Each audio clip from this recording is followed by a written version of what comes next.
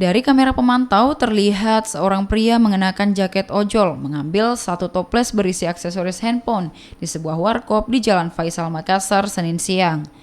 Dari CCTV juga terlihat nomor plat yang digunakan pelaku.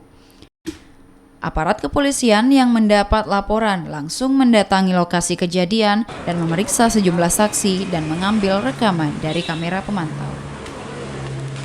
Jadi di situ sesuai dengan video ada pencurian. Jadi saya langsung koordinasi dan ketemu dengan penjaga warkop. Kebetulan pemiliknya tidak ada di tempat, jadi saya koordinasi dengan penjaga warkop dan menyampaikan bahwa memang kejadian tersebut memang ada.